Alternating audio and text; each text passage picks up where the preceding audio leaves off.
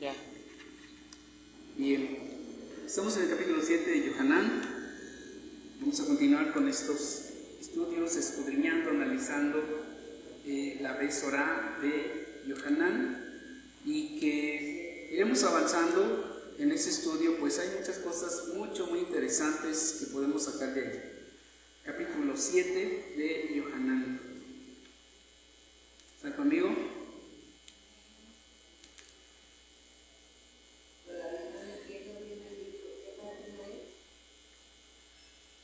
Es 55. Sí. Sí, no está tan fácil. Sí están ahí, pero no están muy marcados. Pero ahí está, en medio de los renglones, capítulo 7 de Yohanan. Dice así: y después de estas cosas andaba Yeshua en Galil o en Galilea, pues no quería andar por Judea, porque, ¿cómo dicen? ¿Cómo leen ustedes? Los Yehudim, los lugareños de Judea, procuraban matarle.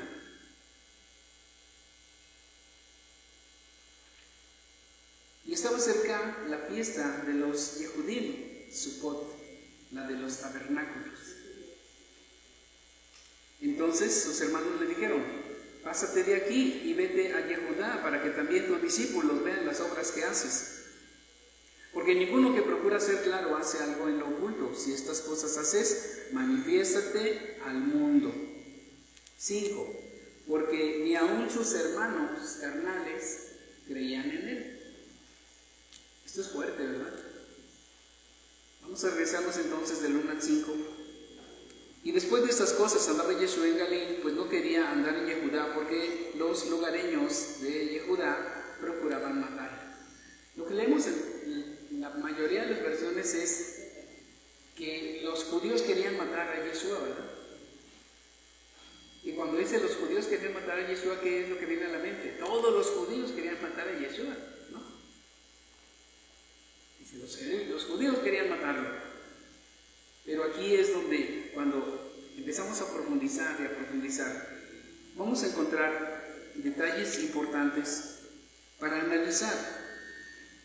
Voy a leer en este otro, en este pacto renovado, que también pues he estado mencionando que es un muy buen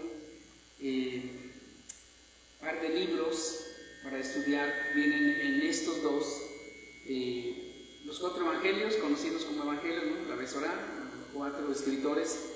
Y aquí dice así, 7:1: mas después de esto Yeshua continuó caminando por el Galil, pues no quería caminar por Yehudá, porque los habitantes de Yehudá trataban de matarlo. Aquí tenemos más entendimiento, ¿verdad? Que los habitantes de Yehudá, no todos los judíos procuraban matarlos. Los habitantes de Judea, un sector solamente de todo el país, solo un sector. Y que estos habitantes de Judea, dice, procuraban matarlo. Aquí encontramos algo muy interesante, pues cuando estudiamos de manera más completa y nos adentramos en otros escritos que se vayan apegando un poco más, logramos descubrir cosas que no están en la mayoría. Si ustedes agarran la versión 60, están tronados. Para estudiar desde el punto de vista hebreo, no funciona. Esta es una versión totalmente a un estilo como griego, no nos va a ayudar. Tiene una tendencia que saca todo lo judío, lo hebreo, y lo deja todo en griego, entonces va a ser muy complicado. Entonces vale la pena, es importantísimo que nos vayamos haciendo de mejores traducciones, mejores versiones, para entender mejor. Ya lo vemos aquí desde los primeros 2 o 3 versos, encontramos como que todos los judíos querían matar a Yeshua, como dice una versión 60 y similares en español. Todos los judíos querían asesinar a Jesús. Eso es lo que encontramos. Y entonces, qué fácil desde ahí sacar a los judíos y decir, es que ya los judíos quedaron ya condenados. Ahora somos nosotros, ¿no? Dicen por ahí algunos, la iglesia. Suena muy convincente porque esa traducción hace que la mente se mueva hacia otro punto de vista. Así de claro, decimos. Entonces hay que tener cuidado con las versiones que estamos leyendo y estudiando y vayamos por una mejor. Vayamos por una mejor. Sí existen y aquí tenemos algunas ya. Así es que los habitantes de Judea, obviamente que tampoco el 100% de los habitantes de Judea, pero había un buen grupo que no quería saber nada de él. Entre esos habitantes de Judea están los propios hermanos carnales de Yeshua. Y ahí sí, no hay manera de irse por otro lado cuando alegan algunos grupos que no eran sus hermanos, eran sus primos. Es que eran sus primos. ¿Y dónde dice que eran primos? Dice hermanos. En el griego, en todos los evangelios que pueden conseguir ustedes al griego, dice hermanos. En un diccionario griego, eso buscan hermano, y es la misma palabra, hermano. De los mismos genes de papá y mamá. Así de simple. Pero ese es el punto, que necesitamos profundizar. Y eso nos va a costar tiempo, dinero y esfuerzo. Es sencillo. Y así tiene que ser y es correcto. Así es que vamos avanzando en este capítulo 7, donde sus hermanos le dicen sarcásticamente, ve y muéstrate, tú ve y muéstrate.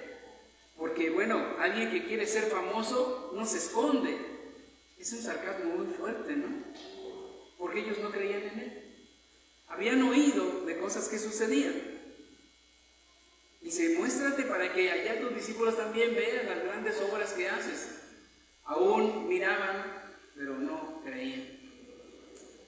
Así es que estamos ahí en ese capítulo 7 tan interesante que nos va a ir ayudando. Vamos a ir conectando más y más y más poco a poco y nos va a dar a entender por qué en el trastocar las versiones es que las personas no pueden entender el texto real. Vamos a continuar. Estaba cerca la festividad de los Yehudim. Este libro está muy interesante porque nos hace pensar. Otra vez, los judíos querían matar a Yeshua y lo dice, estaba cerca la fiesta de los judíos. O sea, como que Jesús era de mexicano, ¿no? O francés, o quién sabe qué sería, porque lo sacan del contexto judío. Así como se lee, lo sacan del contexto judío. Como que Jesús, Yeshua, era de otro país. Los judíos querían matarlo. Y cuando estaba cerca de la fiesta de los judíos, él fue por ahí al templo.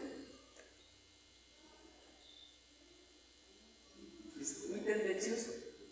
Demasiado tendencioso. Así es que cuando vayamos a ayudarle a alguien a entender, pues van a tener que comprarse un Nuevo Testamento del griego al español y marcar las palabras y luego llevarse el diccionario o en el teléfono, diccionario griego, del griego al español, del español al griego, para que la gente realmente pueda entender. Porque si vamos con sus propias Biblias, ¿a dónde los vamos a sacar? ¿A dónde los vamos a mover? No se va a poder. Sus versiones están tendenciosas y así van a quedar. No se va a poder. No se va a poder. ¿Qué vamos a hacer? Necesitamos versiones un poco mejores. Que sean mucho mejores.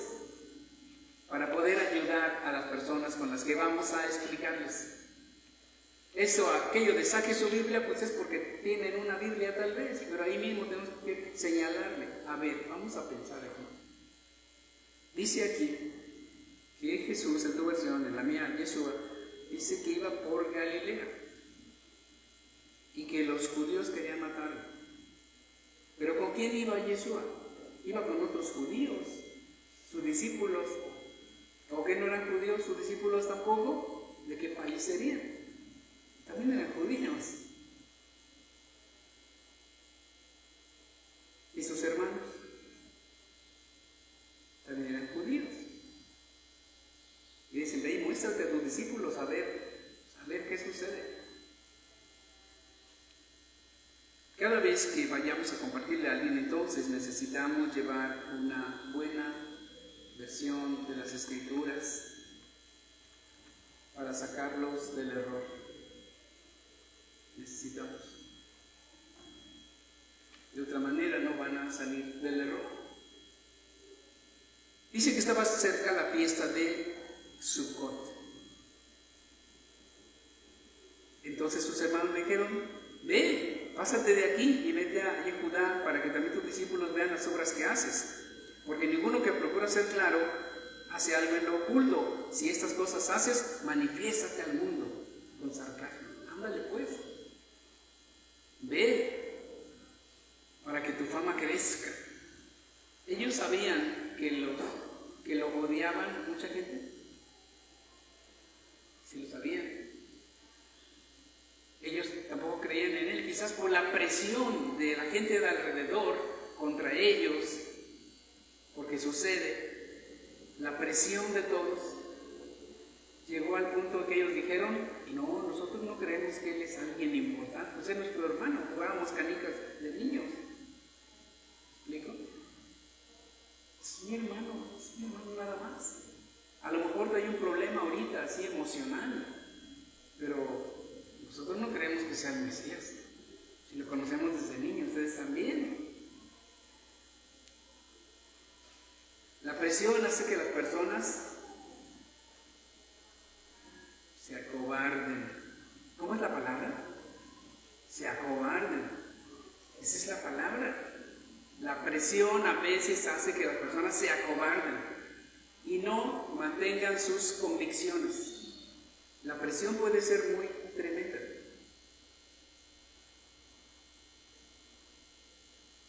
Así es que tenemos que ser más fuertes que las presiones emocionales que vengan contra nosotros. Tenemos que ser más fuertes que las presiones, mucho más fuertes que las presiones. De otra manera nos van a arrasar también. No, yo ya tampoco creo. ¿Cómo está sucediendo? Bajo la presión de aquellos sabios que entienden todos los misterios, muchos están diciendo es verdad. Yo creo que sí era alguien interesante por allí, pero no creo que alcance como para que sea el Mashiach. Ha de ser un Mesías, ¿no? Un Mesías por ahí como Moshe, como que, no José, como yo sé, como Mashiach. Y Josué, como David, o sea, a ese nivel así, humano, solo humano. Y muchos están sucumbiendo de la presión de que es que los sabios han dicho, y los sabios han alegado eso y aquello, pero las pruebas son contundentes. Y vamos a ir avanzando en este punto. Él es más grande que Moshe. Y está escrito. Cuando ellos decían, él nunca dijo que era el Mesías. Él nunca dijo que era el Mesías. Lo dejó clarísimo. Antes que Abraham fuese, no dijo que era el Mesías. Con eso, sí. Más grande que Moshe.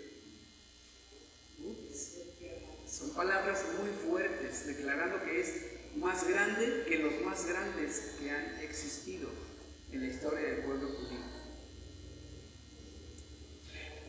Se esforzó Yeshua y fue a la festividad de Sukkot. ¿A aquí encontramos también algo que es muy importante. Aún bajo la presión de que lo aborrecían, de que querían matarlo, él de cualquier manera buscó esa forma de subir a la festividad. ¿Por qué? Porque todo judío tenía que subir a la festividad de Sukkot, aunque viviera en el último rincón del mundo. Es una de las 3 festividades de peregrinación que había, y ningún judío debía perdérsela. Ningún judío que declarara que era un verdadero hebreo no podía fallar. De donde estuviera en el mundo tenían que subir a Jerusalén, porque iba a quedar bien ¿con quién? Con el Eterno. Es obediencia, más allá de las presiones sociales, familiares, de trabajo, de lo que sea. Más allá. Yeshua estaba en peligro su vida, pero dice que subió como en oculto. De todas maneras fue a Judea, fue a la fiesta que el Eterno había dicho, y todo israelí debe venir y a celebrarme fiesta en mi tiempo y en mi época. Ni aun siendo el Mashiach quebrantó la Torah. Puede haber dicho, bueno, es que no entienden y me quieren matar, pues esta vez no voy. Ahí para otra. ¿No? Como muchos de nosotros, no digan amén, se va a oír muy feo aquí en la grabación, pero es cierto. Encontramos a no, es que está bien, lo que pasa es que corría peligro su vida, y aún así dice, vayan ustedes, le dijo a sus hermanos, vayan ustedes, su tiempo siempre está presente, el mío no ha llegado mi tiempo de perder la vida, pero vayan ustedes. Y después él subió como encubierto y estuvo allí.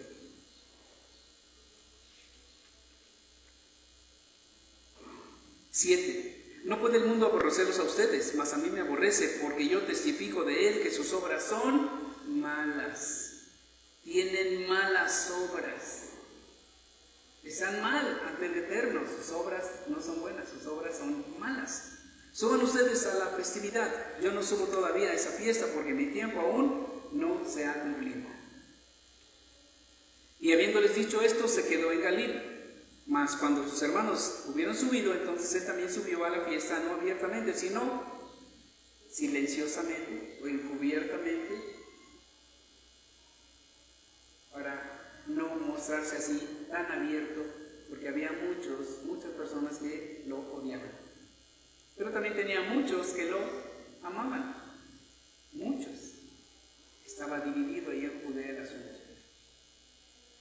Y le buscaban los Yehudim de Judea, los lugareños, dice otra versión, y lo buscaban los lugareños en la fiesta y decían, ¿dónde está aquel?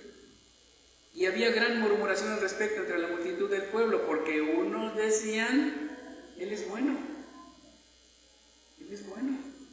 y otros decían, no, sino que confunde al pueblo. Mas ninguno hablaba abiertamente de eso por miedo a los líderes. Yehudim. Todo es Yehudim. Pobres Yehudim. Aquí vamos a ir entendiendo, automáticamente decimos, a ver. No es exactamente los Yehudim. Vamos a esta otra versión, 7, es el verso que 13, 14.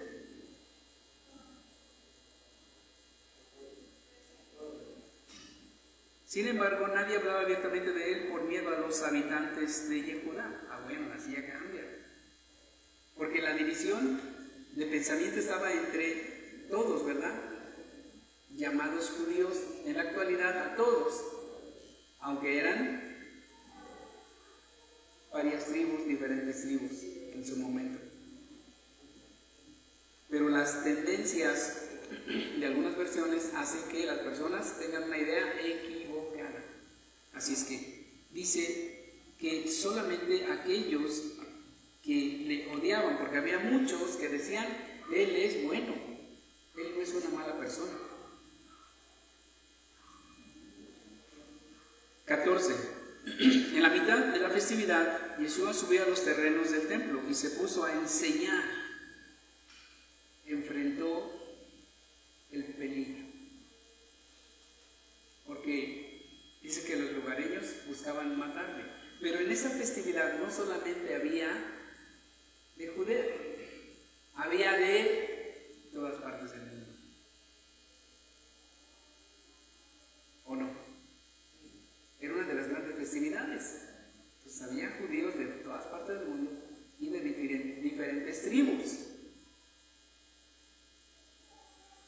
Ahí entonces ya quedó en una minoría los Yehudim, como dice allí, o los judíos, como dice allá, o los lugareños, que no lo querían, pero había grandes masas en ese lugar. Y muchos no sabían nada de él tampoco. En ese momento estaban enterados que había un personaje así, así, así, que parece que hacía milagros, y que otros decían, no, sino que confunde al pueblo, y otros decían, será el Mesías. Entonces, en este ambiente en el que había muchísima gente, demasiada gente para contarse tal vez, él se pone de pie y se pone ¿a qué? A enseñar. En el terreno más peligroso que podía haber para su persona en ese momento. Porque estaba atacando esas élites de poder, de autoridad religiosa, y que no estaban enseñando lo más correcto y lo más apegado. Se levantó a enseñar ¿qué? Lo que era correcto. Lo que era correcto. ¿Qué sucede en ese momento? 15. Por eso los habitantes de Yehudá se espantaban. ¿Estaban espantados? ¿Cómo pueden estar espantados? Aquí tenemos otro ejemplo más, que la serie de palabras que significa algo y a veces lo contrario, como en este caso, tanto admiraban como en este caso horrorizaban. Una misma palabra puede significar cosas contrarias, una misma palabra hebrea. Por eso es importante ir entendiendo los hebraísmos. De acuerdo al contexto de la frase, puede significar ahí, como por ejemplo, horrorizarse o maravillarse. En este caso, ¿qué sucedía? Dice, se espantaban. Estaban asombrados. Los que lo conocían y decían es bueno, lo admiraban. Pero había una gran multitud que estaban como horrorizados. ¿Cómo es posible que esté aquí parado? Si es alguien que está engañando al pueblo, se horrorizaron muchos. Pero aún así nadie lo tocó. Y decían, ¿cómo sabe este tanto cuando no ha estudiado nunca? A su vez, Yeshua les contestó y dijo, lo que yo enseño no es mío, sino que pertenece al que me ha enviado. Ese verso 16 es muy profundo. Yeshua le respondió y dijo, mi doctrina no es secretamente, sino de aquel que me envió. No es una doctrina secreta. No son profundidades de aquí o de allá. Ni tampoco yo la inventé, no es personal, sino es de aquel que me envió. Y si alguno quiere hacer su voluntad, conocerá que la doctrina sí es de Elohim. Si alguno quiere hacer su voluntad, porque su mente y su corazón están alineados a la Torah. Cuando las personas tienen un corazón alineado hacia el Eterno, hacia la verdad, nos van a entender. Cuando el corazón de las personas y su mente no están alineados a querer obedecer, no nos van a entender. Se van a cerrar y van incluso tal vez hasta a blasfemar, porque su corazón está torcido, no quiere buscar la verdad. Porque aquel que llama a la puerta, se le abrirá. Aquel que busca, encontrará. Aquí es entonces que los corazones que buscan de verdad el Eterno, cuando encontremos a esas personas y empecemos a platicar con ellos, van a ir entendiendo. Y aquí más adelante va a quedar más claro todo esto. Vamos a ir. El 24. No juzguen según la apariencia, mas juzguen con justo juicio. Decían entonces unos de los de Jerusalén: ¿no es este al que buscaban para matarle? ¿No es este el que buscaban para matarle? Mas aquí habla públicamente y no le dice nada. Habrán en verdad reconocido los príncipes de Israel que verdaderamente es el Mesías. Otro tipo de persona, con otro tipo de mentalidad, con otro tipo de corazón, que analiza diferente las cosas. Por eso es que el mensaje del Mesías, el mensaje de la cruz, como muchos lo dicen, el mensaje del madero, es tropezadero para muchos, pero también es salvación para muchos otros, porque depende cómo lo recibe la persona. Esa es la diferencia, cómo lo recibe cada persona. Eso hace la diferencia. Como muchos de ellos comenzaron quizás a decir palabras en contra de Yeshua, los mismos que estaban allí: no le crean, son falsos, son mentirosos, los que estaban en contra. De hecho, en el 27 dice: mas sabemos de dónde es. Mas cuando viniere el Mashiach, nadie sabrá de dónde es. Eso es verdad. ¿Que no estaba escrito de dónde iba a venir? Sí. ¿De dónde iba a venir? ¿De dónde? Y tú, Belén de Judea, la más pequeña, ahí está, en la profecía, está clarísimo. Pero como le decían el Galileo, como le decían de Nazaret, y nunca investigaron, se fueron solamente por las palabras o los engaños o lo superficial de la gente. Así es que nosotros tenemos que profundizar, no podemos ir a lo superficial, tenemos que profundizar y explicar a las personas más profundamente para que puedan entender. Todavía le llaman Jesús de Nazaret, pero él nació en Nazaret.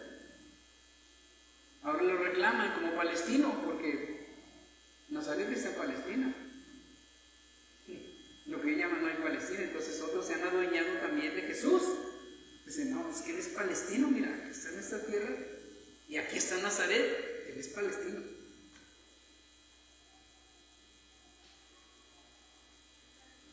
Y muchos están creyendo eso. Necesitamos profundizar, estudiar, profundizar, historia, profundizar, para que podamos sacar las verdades y mostrarlas con claridad. Eso necesitamos hacer.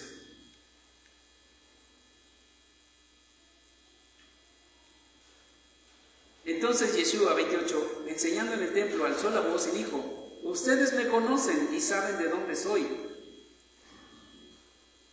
Y no he venido de mí mismo, mas el que me envió es verdadero, al cual ustedes no conocen. ¿Qué palabras tan fuertes? Ustedes no lo conocen. ¿A quién está hablando? ¿A todos? No, se está refiriendo a quiénes. Claramente a los que hablaban mal de él. Es muy claro aquí. Aunque el discurso fue para todos los que oían, realmente esas palabras estaban siendo dirigidas a los que estaban negándole, a los que estaban diciendo no es nadie, a los que estaban diciendo está engañando al pueblo, es un mentiroso, son falsos, no le crean. Para ellos ustedes me conocen y saben de dónde soy, y no he venido de mí mismo, mas el que me envió es verdadero, el cual ustedes no conocen. Pero yo le conozco porque de él soy y él me envió. Entonces procuraban prenderle, mas ninguno puso mano sobre él, porque aún no había llegado su tiempo. 31. Y muchos del pueblo creyeron en él. Muchos enseñando, que tenían un corazón dispuesto, dice, creyeron en él. Y decían, el Mashiach cuando venga hará más milagros que lo que éste ha hecho. Ya estaban creyendo que era alguien enviado del Eterno. Si no 100% creen en Mashiach, estaban diciendo, a este lo ha enviado el Todopoderoso. Estaban creyendo en él, alineándose con él. Los fariseos oyeron al pueblo que murmuraba de él estas cosas, y los príncipes de los sacerdotes y de los fariseos enviaron alguaciles que le prendieran. Entonces Yeshua les dijo, aún un poco de tiempo estoy con ustedes y luego voy al que me envió. Me buscarán y no me encontrarán, y donde yo estaré ustedes no podrán venir. Entonces todos ellos, ¿quiénes eran? ¿Eran los judíos? No, aquí tenemos un grupo muy específico que están unos versos arriba. ¿Quiénes eran? ¿Eran fariseos? ¿Quiénes más eran? Príncipes de los sacerdotes, principales de los sacerdotes, y alguaciles, o sea, pura gente que estaba en contra, pura gente que en ese momento ellos tenían el monopolio de la religión judía. Parece que estoy hablando en contra de los judíos, pero no, estoy aclarando cosas. Había una pequeña élite poderosísima que estaba manipulando la verdad, manipulando la profecía y diciendo no le hagan caso, no le hagan caso, cuando ellos estaban siendo redargüidos. Lo sabían. Pero mucha gente estaba creyendo en él. Y esa es la parte más importante.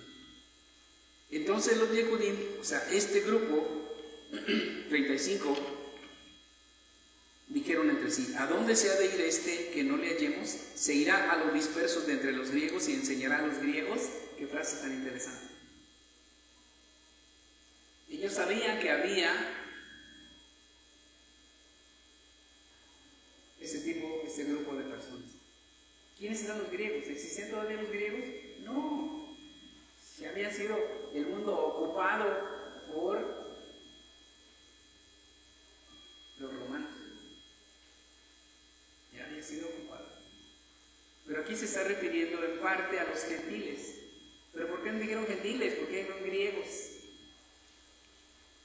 En otra palabra, vamos a encontrarla, a ver, en esta otra versión, creo que aquí viene. ¿En qué verso estamos? Cuando dice los ¿qué? 35, ¿verdad? Vamos a 35.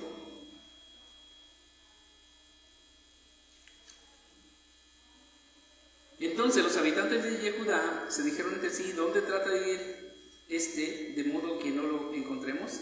Intenta ir a los judíos de la diáspora entre los gentiles. Oh, qué buena nota. ¿No les parece? ¿Otra vez? ¿Dónde trata de ir este de modo que no lo encontremos? Intentará ir a los judíos de la diáspora entre los gentiles, goim, y también enseñar a los gentiles, goim, o sea, a los gentiles, y a los judíos que se helenizaron, a los helenos, a los judíos que se volvieron helenistas y que transformaron su mente, su corazón, sus costumbres, todo, y parecían helenizados, no parecían ya judíos. Por eso ellos pensaron, entonces sí existían, ¿verdad? Porque de repente los están negando a los que salieron de la diáspora, se quedaron en la diáspora, y algunos grupos dicen, regresaron todos, no hay 10 tribus perdidas, olvídense, todos regresaron a casa. Y otros que dicen, esos que se perdieron, ya nadie sabe dónde quedaron, nadie sabe nada de ellos. Pero aquí, estos líderes religiosos, estos príncipes entre los sacerdotes, estos fariseos, estos alguaciles, sí sabían. Porque hablaban entre sí, ¿a dónde se va a ir este que no lo podamos encontrar? Entonces quiere decir que se va a ir con los judíos helenizados, los judíos que se volvieron mundanos y que se convirtieron como los gentiles. Entonces sí existían.